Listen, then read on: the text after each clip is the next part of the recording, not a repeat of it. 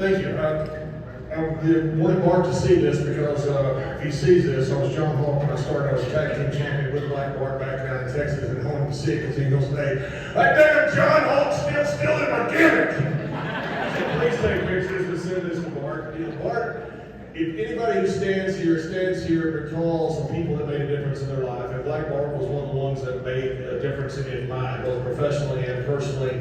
Bart and I were really good friends. We are really good friends. We talk all the time. Bart loved me, and I know he loved me because when I walked in the sports tournament, for those of you that know Black Bart, you know exactly what I'm talking about. Bart was sitting in the corner of the dressing room with a big trash can between his legs. His glasses always come down his nose. He used the long horse and puts those glasses up like that, and he'd hear that cowbell, and he'd say, "I hate the sound of that damn cowbell because that long, tall drink of shit Johnny Hawk's with him."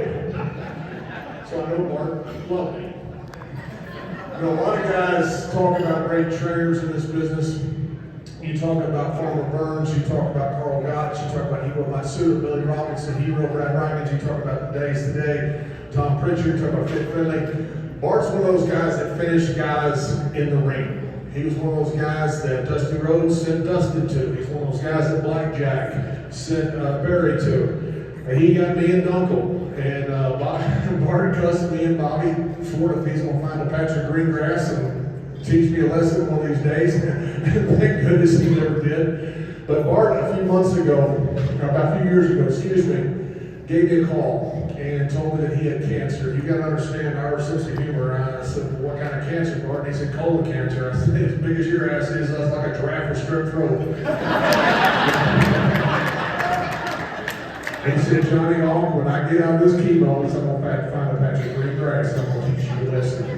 So I said, "Bart, let's raise some money, for you." And guys pitched in. Guys right away pitched in. And Cauliflower Alley Club, to their credit, right away called me, Brian Blair did, and said, "What can we do to help Bart?" Bart had insurance, but it was costing about $600 per chemo session. Cauliflower Alley stepped up. We stepped up. A lot of guys that knew Bart stepped up. And I said, "Let's do something online." He said, "What do you want to do?" I said, "How about an OnlyFans page?" And he said, "What?" I said, "OnlyFans page. It's like plus size wrestlers sell old pictures, old wristbands." We get a ton of money like that. We thought maybe that's not a good idea. So we set up a GoFundMe page. And Bart called me one day. He goes, "Don't let that go live." And I said, "Why not?" And he said, "I don't know if people remember Black Bart." And he said, I just don't know if I can take it if nobody gives any money." And of course, we had arranged it where people were going to give money. We had, names and stuff. We rigged the thing to make sure we didn't have to. Once Bart put it out, and his granddaughter was running it, people came from everywhere to give Bart money. And here's a guy that could cut the greatest promos ever. We used to cut promos. You guys remember back in the day, you cut the promos for all the towns. They said, "Get 500 boys in Fort Worth, give me 2 minutes. You got to kick it and kill her in the sports world, give me a minute and a half." And Bart would just cut promo after promo. I just would sit there and just marvel about how he could put sentences together and make them make sense and rant and all somehow wrap it up right at the end of the time frame. And he called me, he said, "Johnny," he said, "I don't have words." He said, "I cannot believe that people did this for Black Bart." Bart is a very religious man. And he believes that the day his heart stops, that God's going to bring him home. But Bart has told me, he said, "I'm going to fight." He said, "I'm going to fight hard." There are times I call Bart and I talk to him and he's just always the same. And there are times I call him and he goes, "Johnny, I can't talk today. My chemo's killing me." And he goes, "I thank you.